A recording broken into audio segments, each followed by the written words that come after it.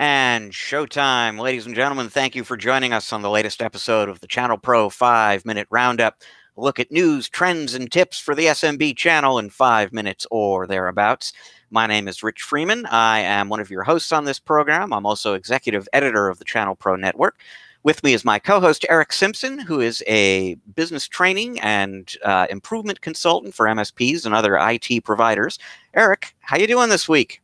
I'm doing fantastic, Rich. Now that the rains have gone, we had, wildfires in California, as you well know, and then we had a deluge of rain. And because, everything's burned down, everyone's worried about erosion and mudslides and all that. So it's just a great time of year here in Southern California, isn't it?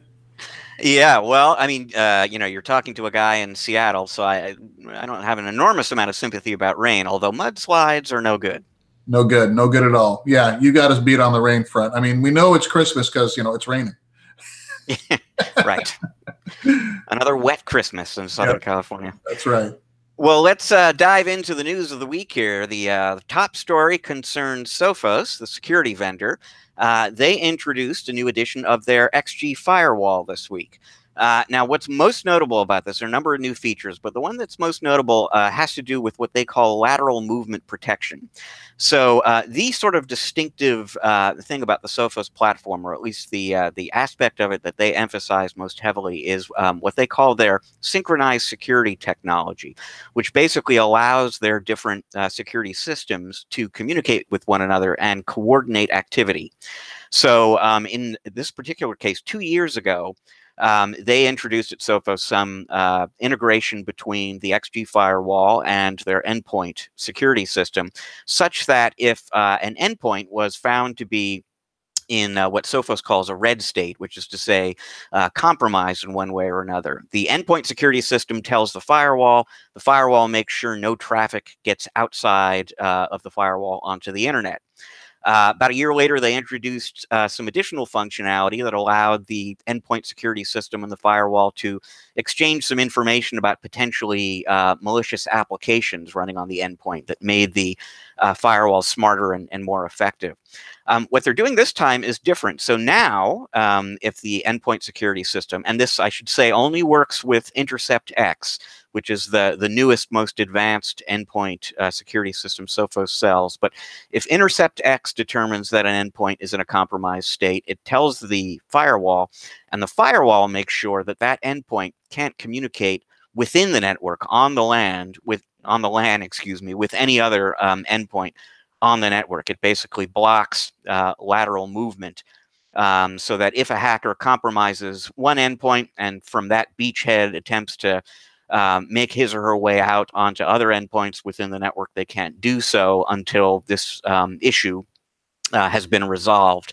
This comes right on the heels of some new research data from Sophos that shows that those kinds of lateral movement attacks are becoming more favored among hackers who are getting much more targeted in terms of identifying victims. They'll go after one specific company. They'll look at for one hole onto one machine and then work their way around the network to something valuable from there.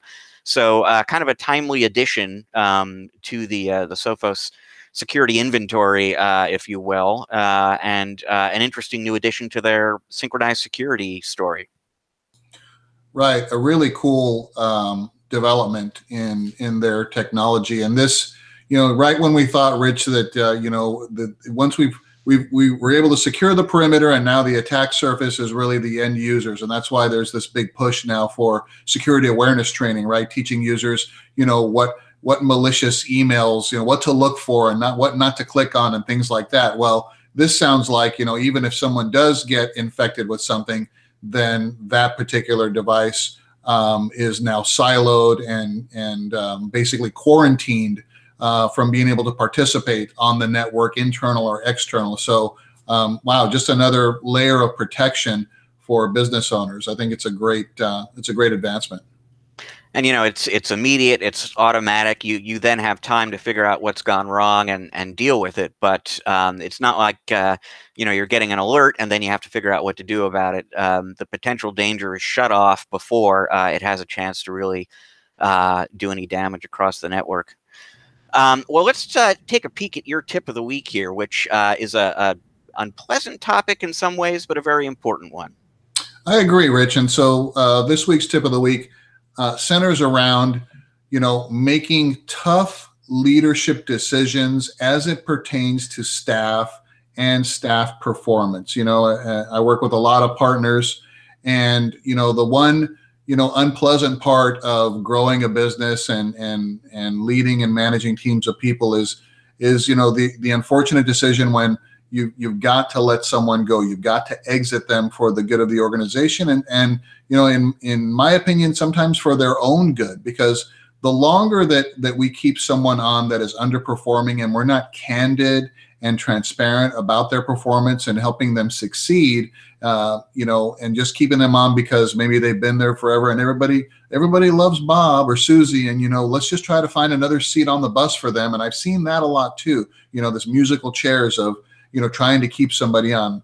The best thing, in my opinion, is to be open and candid about someone's performance. If they're not achieving the performance that we want, then we've got to put them on plan to try to correct that performance.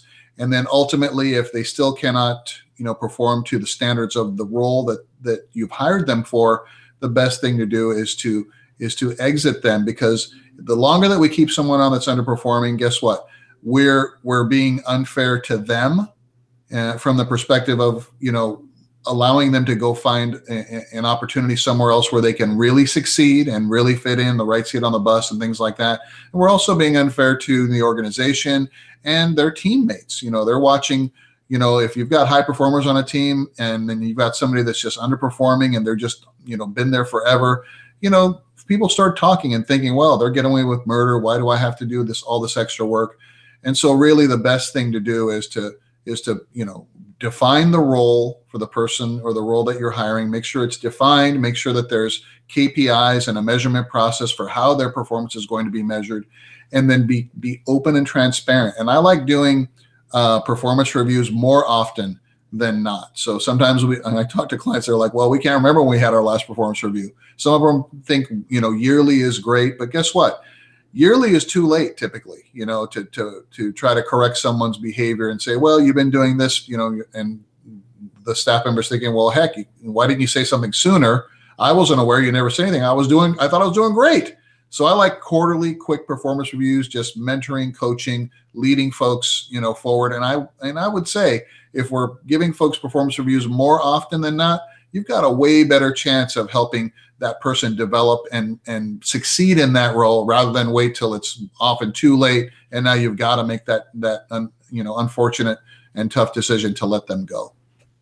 Yeah, I'm totally on board with that. And I mean, two thoughts about it. I've been a manager myself, over the years. So I mean, two thoughts based on direct experience. And one is, the best time to deal with a person who is underperforming is right now.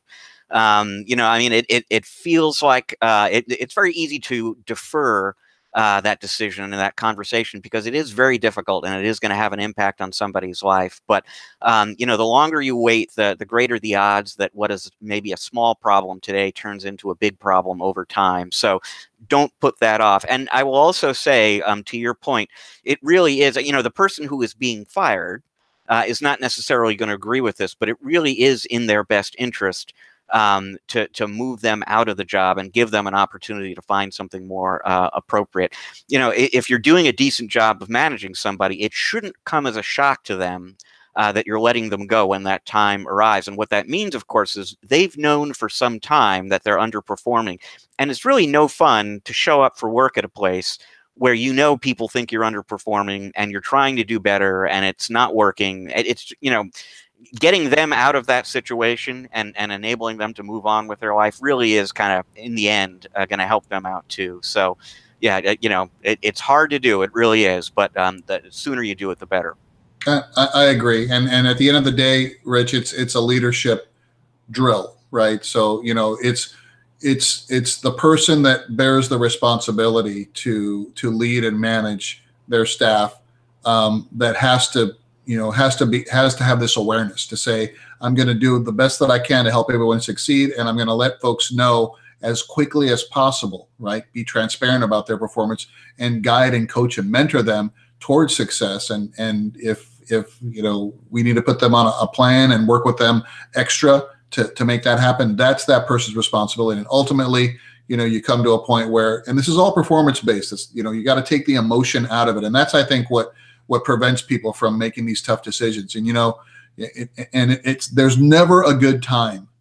There's never a good time. We think, oh my goodness, it's this holiday or that holiday. Well, yeah, but why did you wait that long before it became this kind of a situation? And now you're having an emotional, conflict about doing it. So I agree. I mean, it's just a leadership drill, and as good managers and good leaders, the best thing that we can do is help these folks be successful, whether that means on our team or on someone else's team. So like I said, unpleasant topic, but an important topic. And it leaves us with time for just one more story this week, which in a certain sense is kind of a leadership story as well.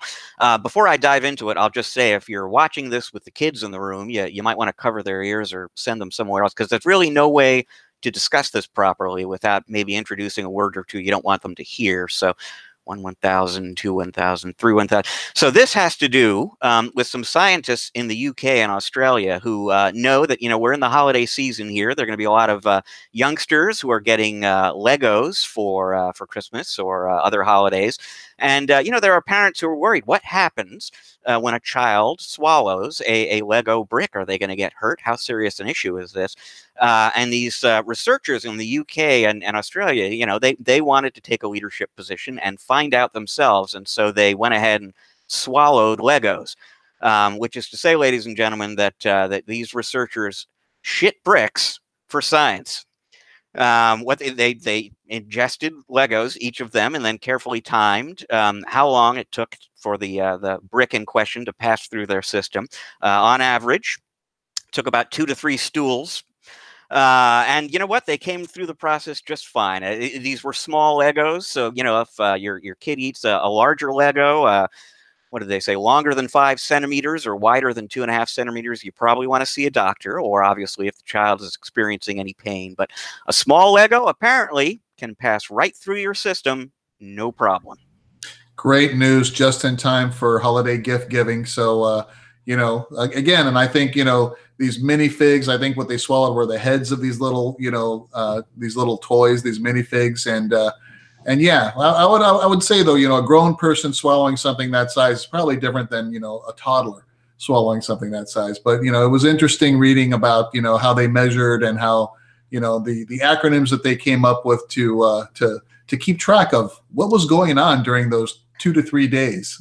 Yes. Yeah. And we'll leave those out. You can find this information online if you want to get into the details of this study, and they are interesting.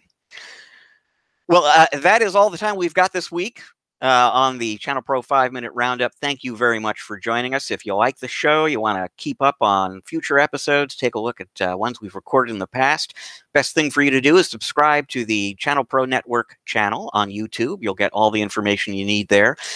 For more information about stories like this new XG Firewall from Sophos, or all sorts of other information about new products and partner programs and business growth strategies, go to the ChannelProNetwork.com website on a daily basis. We have got tons of new content going up for you there all the time. To learn more about Erick and the work that Erick does with his clients, go to ericksimpson.com. That's ERICKSIMPSON.com. That is it for this week in the 5-Minute Roundup. We will be back with you again next week with another episode. Until then, enjoy the rest of your week. Erick and I are enjoying the rest of your week already.